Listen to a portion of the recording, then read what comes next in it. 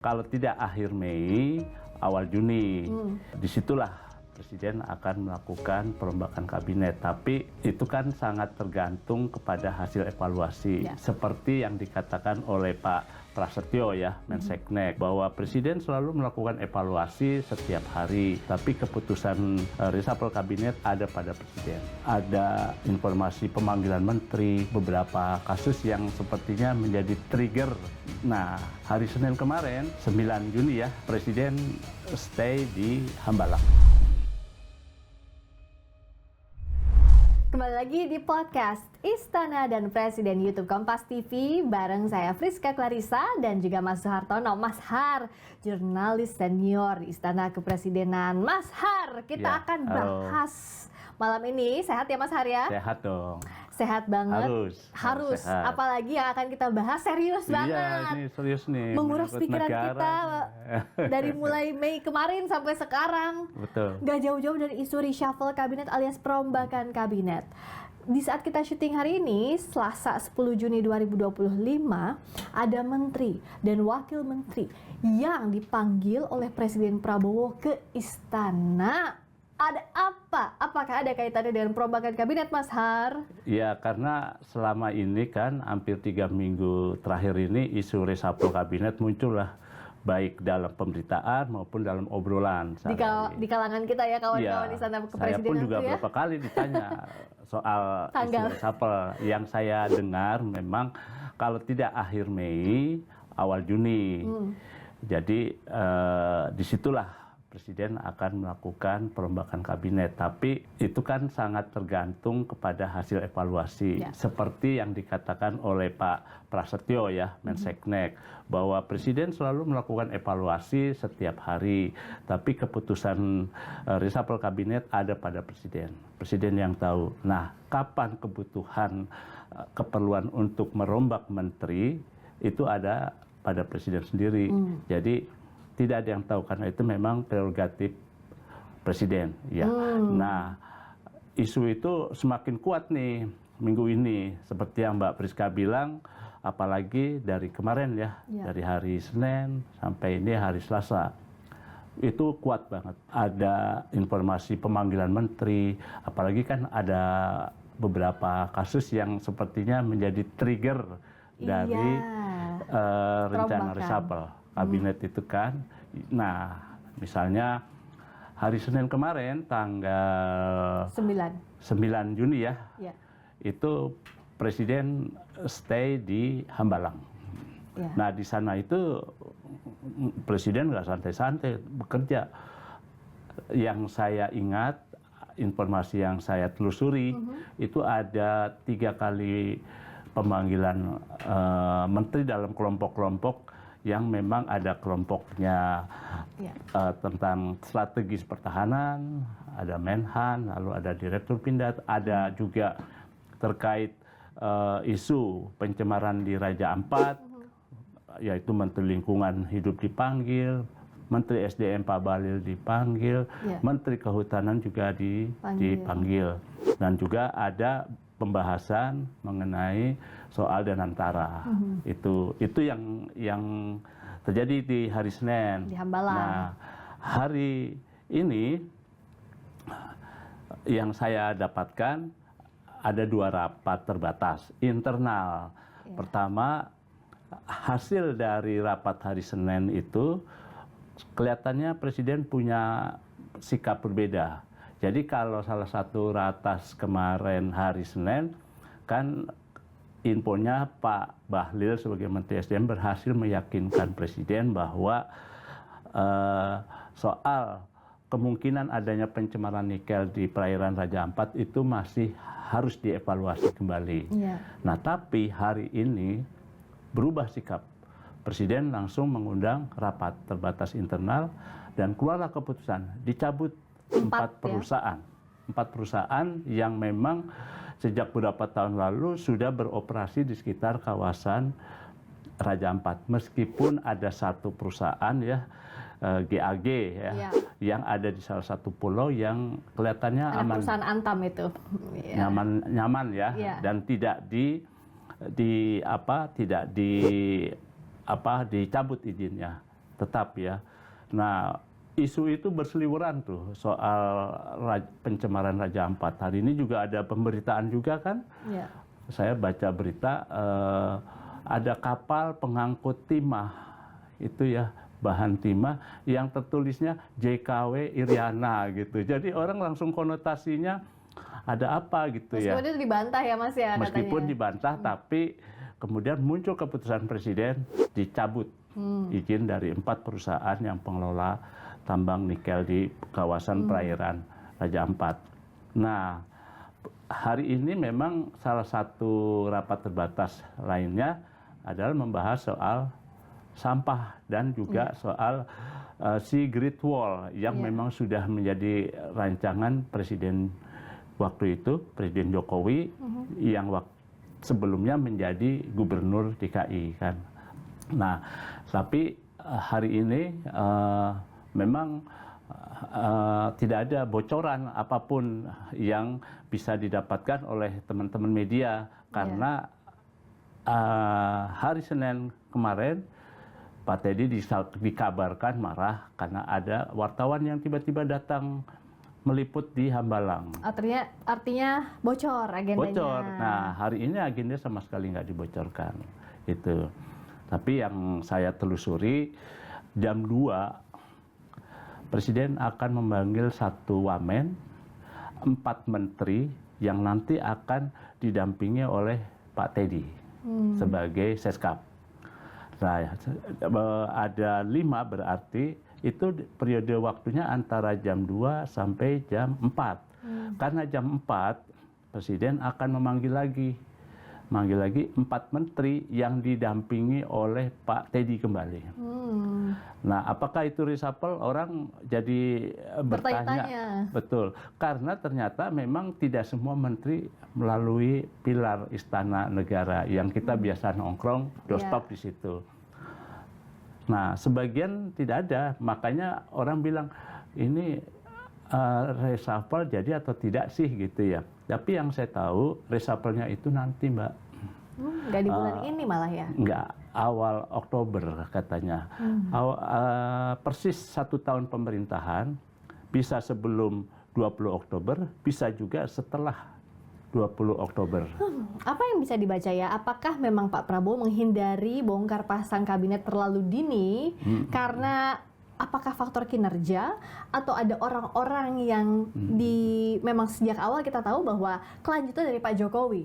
Ya, kan memang ada evaluasi. Presiden itu mendapat evaluasi, meskipun kita juga belum tahu ya kapan nih Presiden melakukan evaluasi. Tapi pastilah Presiden kan punya jadwal agenda internal yang tidak diketahui oleh publik, oleh wartawan pun sekalipun tidak tahu jadwal Presiden kapan melakukan evaluasi. Nah, kalau melihat hari ini dipanggil, bisa saja besok masih akan ada pemanggilan. Atau memang hanya 8 menteri dan 1 wamen saja yang mendapat catatan. Kalau ada pemanggilan lagi berarti ada sejumlah menteri lainnya yang memang mendapat catatan berdasarkan hasil evaluasi. Evaluasinya pasti terkait kinerja. Selain kinerja pasti juga ada bagaimana komunikasi politik para menteri itu terhadap program-program yang memang harus dijalankan itu. Kadang-kadang kan ada yang di luar tugas pokoknya itu, ada hal-hal lain yang nyerempet-nyerempet lah. Sehingga mempengaruhi kinerja maupun performa para menteri itu. Itu yang dievaluasi Presiden. Nah, kalau apakah minggu ini akan ada reshuffle pelantikan kabinet? Kayaknya tidak. Karena tapi dipanggil lagi iya, bisa jadi. Bisa jadi dipanggil lagi. Ya mungkin kalau Presiden bukan memberi nasihat kali ya. Mungkin diperingatkan berdasarkan catatan evaluasi, kamu kurang ini, kamu kelebihan bicara, kamu kok ada kasus-kasus ini gitu ya. Sehingga kamu nggak perform pada pekerjaanmu, pada kinerja. Nah, Presiden mungkin memberi perintah. Nah, perintahnya bisa saja perbaiki dulu. Nah, kalau ternyata tidak bisa diperbaiki, ya dirotasi, Mbak. Ditukar. Tapi Presiden tidak mau heboh, Jadi hanya ditukar saja. Nah, kalau nanti menteri-menteri itu ditukar, berarti akan ada pelantikan. Nah, jika memang ternyata ditukar masih tidak perform juga kinerjanya, terpaksa presiden harus mengganti. Karena untuk kebaikan pemerintahan. Nah, rencananya kemungkinannya itu Oktober, 1 tahun persis pemerintahan. Kalau mau dilakukan sekarang, tadi saya bilang nggak mungkin ya, karena nanti presiden mau ke itu, Mbak, hari Minggu ke Singapura, Kanada, Rangkaian luar negeri ya, lalu ke Rusia. yang sempat ditunda ya, Tertunda Rusianya kan? Nah, itu yang akan dilakukan presiden selama seminggu. Jadi memang sampai hari Sabtu itu saya mendengar masih ada beberapa acara presiden, gitu ya. Di antaranya yang kami dengar ada rencana untuk bertemu salah satu tokoh, Mbak. Itu yang akan membahas satu proyek, tapi kayaknya saya nggak boleh membocorkan dulu katanya. Jangan dulu, sampai nanti kejadian kita baru olah lagi di sini ya. Nanti obrolin narasumber lagi di sini. saya ngamuk nanti kalau saya ceritakan ada tokoh yang mau bertemu oleh Presiden Prabowo. Kalau nggak hari Jumat, hari Sabtu. Gitu. Tapi sabar ya, rahasianya nanti. Yang penting udah dikasih spill sedikit, tinggal tunggu aja di episode berikutnya ya, Mas Har. Nah, saya lanjutkan. Misalnya ada beberapa menteri yang ada terkait beberapa kasus ya. Dari kasus apa sih, Mas? 8 menteri dan 1 wamen itu yang dipanggil ada catatan kinerja, tapi ada catatan yang lain gitu, Mbak. Misalnya kasus apa? Kasus hukum? Iya. Saya dengar misalnya Pak Budi Ari itu dipanggil. Ini sih terkait yang kemarin dong. Iya, beliau kan lagi menangani Koperasi Merah Putih. Jadi ya nggak di-reshuffle, hanya diperingatkan jaga komunikasi politiknya. Karena beliau kan sempat diberitakan terkait kasus judi online gitu ya. Nah, itu yang mungkin diperingatkan, dan meskipun belum tentu juga Pak Budi Ari terkait gitu ya. Lalu ada pernyataan-pernyataan Menteri Kesehatan Budi Gunadi Sadikin yang kadang-kadang pernyataannya dianggap kontroversial. Ada protes lah dari kelompok-kelompok di DPR pun, bahkan di Mahkamah Konstitusi kan juga ada kaitan kasus itu, sehingga itu yang mungkin diingatkan oleh presiden untuk menjaga komunikasinya itu. Dan beberapa menteri lainnya ada yang memang dianggap bagus, pas, tapi akan lebih tepat bila menteri ini ada di tempat yang lain. Misalnya yang saya dengar Pak Pratikno yang dulu Menseknek di zamannya Pak Jokowi ya. Kan dia dulu kan rektor Universitas Gadjah Mada. Beliau concern pada masalah pendidikan. Nah, kalau sekarang kan dia menjadi Menko untuk pembangunan manusia dan kebudayaan. Nah, jadi yang saya dengar ya ini masih utak-atik aja, kemungkinan Pak Pratikno itu akan ditukar dengan salah satu menteri, Pak Mufti. Pak Mufti itu kabarnya akan jadi Menko, dengan Pak Pratikno khusus menangani bidang pendidikan. Begitu juga menteri-menteri yang lain, Pak Bahlil saya dengar juga akan ditukar. Dia tetap menjadi menteri tapi mungkin ada bidang lain. Mungkin akan ada nantinya ada posisi baru barangkali untuk itu. Nah, itu yang kita tunggu dan kita nantikan pada 1 tahun pemerintahannya Prabowo bersama Pak Gibran. Artinya sebelum reshuffle mencabut nama seorang menteri atau wamen dari kabinet, Pak Prabowo membuka opsi untuk rotasi jabatan terlebih dahulu. Iya.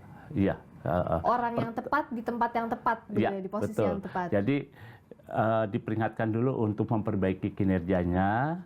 Nah, kalau memang tidak juga memperbaiki diri, ya dirotasi dulu. Mungkin kamu lebih tepat di sini. Nah, setelah itu ya baru wah ini memang nggak layak karena kan sampainya reshuffle kabinet kan untuk perbaikan pemerintahan, konsolidasi pemerintahan yang Iya. lebih baik sesuai dengan kebutuhan dan keperluan pemerintah. Kira-kira seperti itu untuk langkah yang akan dilakukan oleh Presiden Prabowo. Jadi karena kan kalau gonta-ganti menteri juga menunjukkan bahwa pemerintahannya tidak stabil gitu ya. Tapi apakah ini juga bentuk Pak Prabowo untuk menjaga komunikasi politik dengan para pihak terkait dengan para menteri? Kan ada yang ketua umum parpol di situ, ada yang dekat dengan siapa misalnya itu kan? Iya, betul. Selain dengan parpol kan juga terkait juga dengan Presiden Jokowi sebelumnya ya. Presiden Jokowi itu kan merupakan yang menjadi dasar Presiden Prabowo untuk melanjutkan pemerintahannya, sehingga namanya pemerintahan yang berkesinambungan, menteri-menterinya pun juga ada yang menteri-menterinya yang memang berasal dari kementerian di eranya Pak Jokowi kan, ada sekitar berapa 10 orang, 10 orang menteri yang memang punya kedekatan di era pemerintahan Presiden Jokowi. Nah, tapi kan juga Pak Prabowo juga nggak sembarangan melakukan reshuffle, makanya langkahnya kan ada peringatan rotasi baru reshuffle. Karena kan Prabowo juga dia harus mengukur juga ya. Pak Jokowi ini kan presiden yang punya kekuatan juga ya, meskipun dia sudah tidak lagi menjadi presiden, masih punya ikatan yang kuat dengan para menteri. Nah, misalkan terjadi, katakanlah Pak Jokowi marah, misalnya meminta para menterinya mundur, misalnya, kan kelimpungan juga tuh Presiden Prabowo itu kalau ternyata terjadi seperti itu. Tapi ya namanya kelanjutan pemerintahan, saya kira sih Pak Jokowi juga punya pertimbangan yang masak ya. Barangkali opsi itu tidak akan ditempuh, meskipun bisa saja terjadi. Apa bedanya Mas Har kalau kita bandingkan dengan reshuffle di era Pak Jokowi? Saya ingat Mas Har juga pasti ingat, di awal pemerintahannya Pak Jokowi langsung melakukan reshuffle. Cuma beda beberapa bulan setelah memerintah. Masuk ke 2015, Pak Jokowi sudah melakukan reshuffle yang pertama. Nah, kita pikir aman gitu ya, stabil. Ternyata tidak juga, karena masih dianggap ada yang tidak firm, kinerjanya masih kurang.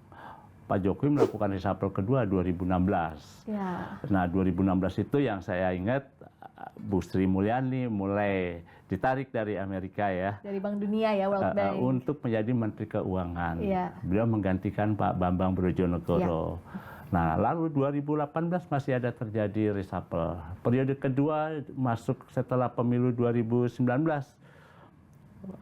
Ketika Presiden Prabowo juga sudah menjadi Menteri Pertahanan, tahun 2020 terjadi reshuffle. Dan total keseluruhan catatan saya itu, kalau tidak 11, 12. Presiden Jokowi melakukan reshuffle kabinet. Tahun ini, tahun lalu 2024, itu kan ada reshuffle kabinet ya. Di situ mulai masuknya orang-orang kader Gerindra. Antara lain Pak Thomas, Pak Sudaryono. Pak Thomas sebagai Wakil Menteri Keuangan, Pak Sudaryono sebagai Wakil Menteri Pertanian.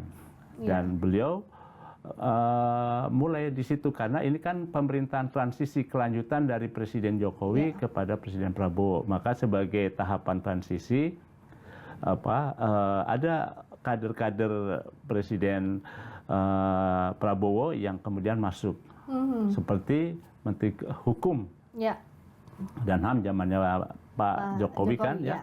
Pak Suparman Aktas ya, itu menjadi Menteri Hukum. Sebelum zaman Pak Jokowi, atau kita tarik lagi dari eranya Bung Karno sampai Pak Prabowo juga, reshuffle itu memang keniscayaan terjadi ya? Betul. Karena kan memang ya itu bagian dari untuk mengganti yang tidak perform gitu ya. ya masa pemerintahannya ya jelek gitu ya, Iya. target-target tidak tercapai, tujuan-tujuan pemerintah juga belum bisa. Makanya banyak presiden melakukan reshuffle kabinet. Tapi yang mungkin zaman Bung Karno ini ya, karena itu kan ada sistem pemerintahnya berubah-ubah ya, ada sistem parlementer masuk juga, lalu sistem demokrasi demokrasi terpimpin. Iya. Itu kan boleh dibilang tuh hampir lebih dari 25, Mbak. Ada reshuffle kabinet di era Presiden Soekarno. Karena memang zaman itu kan pergantian kabinetnya cepat sekali Iya, di iya, era betul. parlementer itu. Bahkan ada yang sebulan sudah pemerintahannya sudah di-impeach di DPR dan diganti oleh pemerintahan berikutnya. Sehingga gonta-ganti menteri itu sangat terjadi. Nah, kalau begitu kan makanya di era Presiden Soekarno itu perubahan-perubahan menteri yang sangat cepat sekali mempengaruhi kinerja pemerintahan. Nah, di zaman Pak Harto itu reshuffle kabinet juga nggak banyak terjadi. Oh, tidak banyak sih saya. Karena memang kondisinya cukup baik dan pilihan menterinya mungkin tepat ya, kan kita lihat tahu ya, ada menteri-menteri yang teknokrasinya Pak Harto yang memberi dasar peletakan ekonomi di era Orde Baru. Jadi boleh dibilang relatif stabil. Jadi hanya 2 atau 3 kali reshuffle kabinet, terutama di tahun 98 ketika terjadi krisis ekonomi tahun 97. Iya. Pak Harto melakukan 2 kali perubahan kabinet. Iya. Dan sampai yang saya ingat terakhir putrinya Pak Harto kan masuk di jajaran kabinet itu waktu itu, Mbak Tutut ya. Tutut. Jadi menteri. Nah, itu reshuffle terakhir yang dilakukan oleh Presiden Soeharto, dan kemudian terjadi reformasi pemerintahan Pak Harto berganti dengan pemerintahan reformasi. Di eranya Pak Habibie kan cuma hampir setahun, 1999 Praktis nggak ada ya, sampai Mas, ya, tahun waktu itu? 2000-an. Hanya hampir 1,5 tahun Nggak lebih. ada sama sekali. Nggak ada, karena begitu persoalannya begitu banyak. Pemerintahannya singkat, tapi persoalannya Kompleks sekali waktu itu. iya, kan ada soal Timur, Iya, ya. pembebasan. Terus belum soal perekonomian yang begitu harus dipulihkan. Pasca krisis 98. Ya, jadi sama sekali tidak ada pergantian kabinet di eranya Pak Habibie itu. Kalau waktu Gus Dur?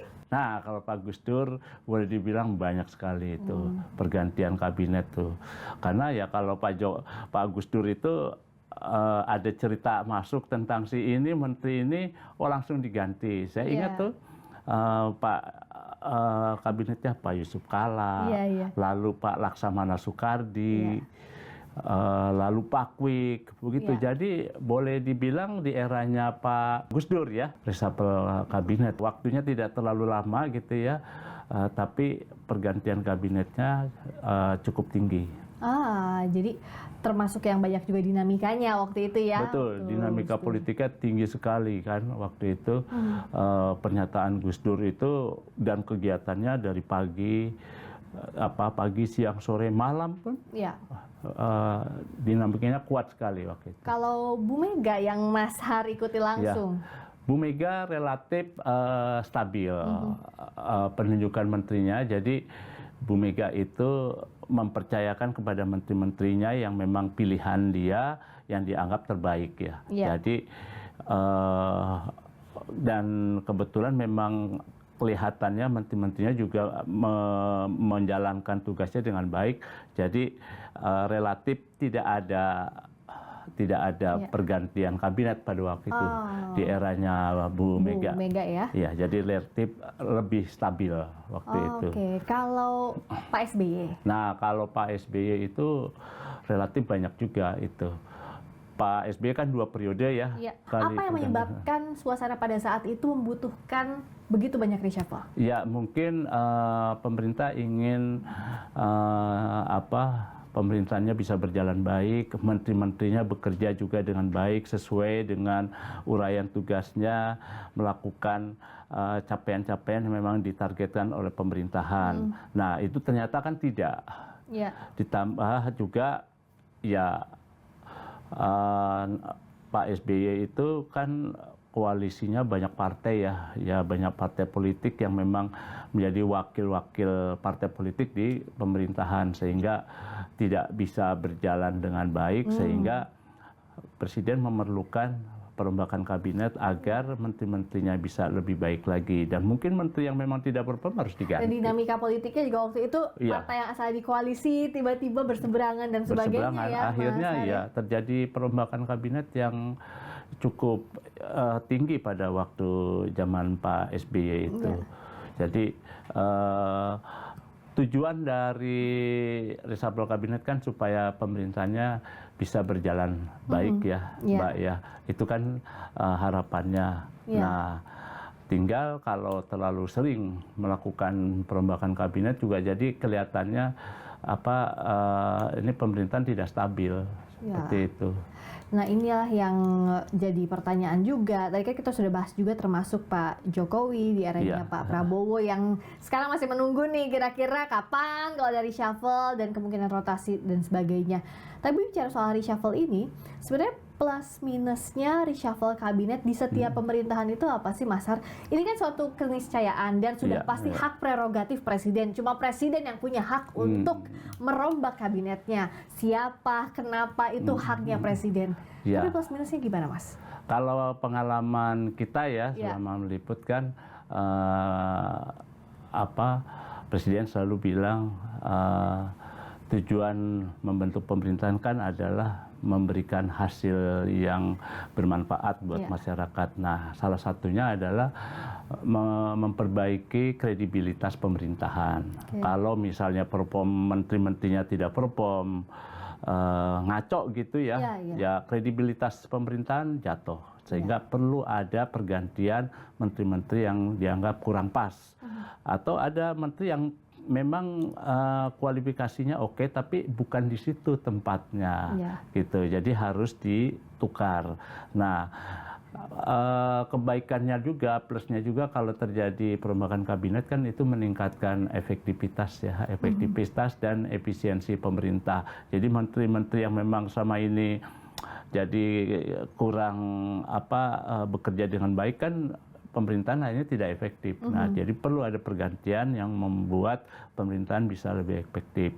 Kebijakan yang dihasilkannya juga akan menjadi lebih baik. Kira-kira seperti itu, Mbak. Kalau seorang presiden untuk mengganti menteri-menterinya yang kurang pas lah ya. Nah, stabilitas politik juga bakal terwujud kalau menteri-menteri yang memang sudah tepat di posisinya dan berkinerja baik dan juga betul-betul bertekad untuk menjalankan tugasnya dengan baik, tidak neka-neko. Itu jadi beberapa hal positif. Nah, kalau terganti bolak-balik pergantian ini kan juga menimbulkan selain ada politisasi yang terjadi di kabinet, apalagi menteri-menteri yang berasal dari partai politik ya. Kalau diganti pasti memunculkan pertanyaan juga like and dislike gitu. Jadi bisa mengancam stabilitas politik, stabilitas pemerintahan kalau misalnya koalisinya 7 partai politik tiba-tiba ada yang di reshuffle begitu ya. Nah, ini kan mutung. Dan dia akan menjadi itu seperti dendam di DPR, dia akan menyerang pemerintahan. Nah, akhirnya terjadi instabilitas pemerintahan. Dan juga kalau misalkan ada selain ketidakstabilan di pemerintahan akibat itu reshuffle juga menteri-menteri yang misalnya sebetulnya baik tapi misalkan partainya neka-neko gitu ya terus oleh presiden dipertimbangkan untuk diganti, ya jadi pemerintahannya juga akan dinilai tidak stabil gitu ya. Nah, menteri-menterinya juga tidak akan memiliki pengalaman yang lebih baik gitu ya. Kalau cepat sekali dilakukan reshuffle kabinet. Jadi memang reshuffle kabinet itu adalah sebuah kebutuhan. Ya, Bagi kebutuhan presiden. jika memang diperlukan untuk Betul. ya, mengukur kinerja yang kira-kira udah nggak perform, ya udah diganti. Iya, sehingga efektivitas pemerintahan, stabilitas pemerintahan, capaian tujuan pemerintahan bisa tercapai. Ya. Tapi bila mina tidak pergantian kabinet yang kurang tepat dilakukan ya, tidak berdasarkan kebutuhan nyata ya. Ya. Dari apa yang memang jadi persoalan pemerintahan, ya bisa berdampak negatif. Iya, Itu. berdampak negatif ya, karena pada akhirnya juga akan merugikan juga ya, merugikan betul. pemerintah itu sendiri dengan pemerintahan, ketidakpercayaan di dalam memantau kinerja pemerintahan. Jadi itu yang sekarang saya kira sedang dirasakan oleh Presiden Prabowo. Jadi sedang menimbang-nimbang juga, makanya tahapan-tahapan sebelum reshuffle kabinet nanti yang diperkirakan pada 1 tahun pemerintahan menjelang 20 Oktober atau setelah 20 Oktober, itu Presiden sedang menimbang peringatan dahulu, lalu rotasi, baru tahap ketiganya tidak ada ampun. Oke, nah apa yang diharapkan dari wacana reshuffle yang saat ini sedang bergulir di pemerintahan Pak Prabowo? Terakhir, Iya. Mas. Selama ini kan banyak beberapa kebijakan-kebijakan yang dianggap kurang tepat ya di tengah-tengah efisiensi anggaran. Satu sisi kebijakannya adalah pro rakyat gitu ya, tapi ternyata itu akan menggunakan begitu besar anggaran negara, tersita ke sana. Lalu juga koordinasi dari besarnya, gemuknya kabinet yang sekarang ada, kan sekitar 109. Menteri, staf khusus maupun wakil menteri ya.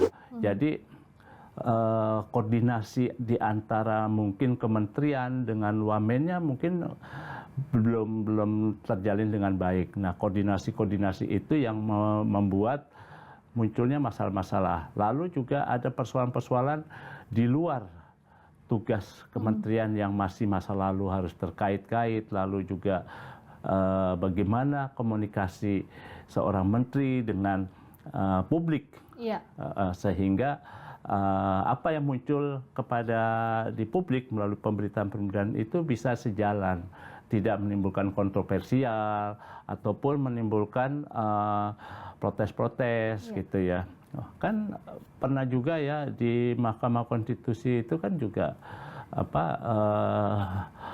ada persoalan uji material terhadap Ikatan Dokter ya, soal organisasi kedokteran yang salah satu hakimnya seperti menasehatkan kepada Menteri Kesehatan supaya dengarkan publik, dengarkan setiap pihak sebelum mengambil keputusan.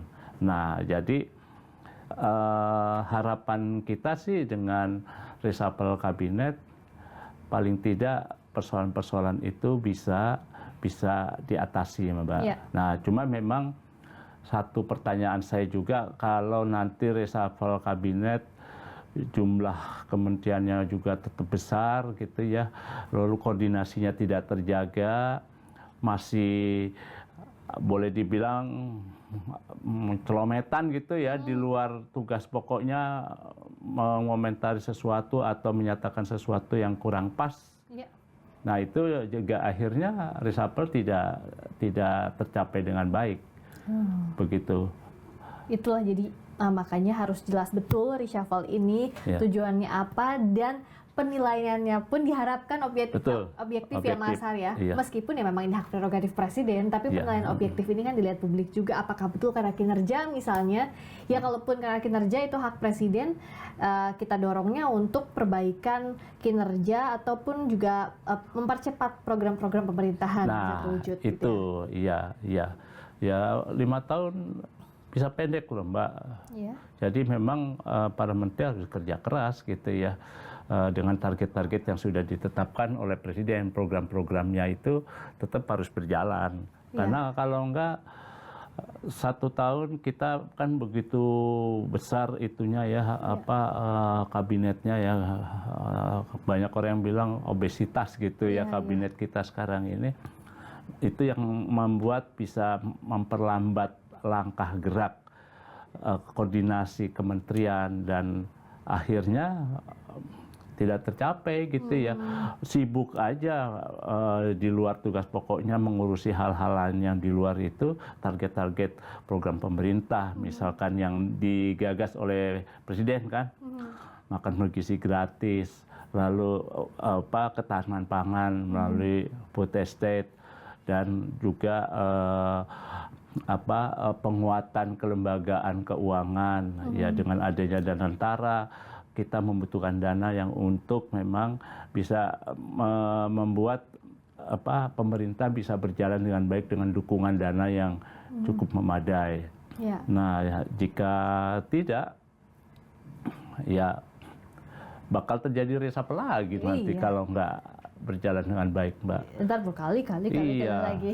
iya kan ini Presiden Prabowo udah 1 kali ya Ya. melakukan reshuffle kabinet kan waktu Iya. itu kan, dan memang bagus sih ya. Waktu itu kan salah satu menteri yang dianggap bermasalah dengan pegawainya lah, Iya. dengan lain-lain, akhirnya di reshuffle ganti. Meskipun mundur ya itu ya. Iya. Iya. Sebelum itu mundur dulu, akhirnya diganti Ganti, ya. menteri yang baru. Ya. Gitu. Jadi memang bisa terjadi pola-polanya akan seperti itu. Jadi Mbak, Ya. yang dilakukan oleh Presiden Prabowo bersama Wapres Gibran.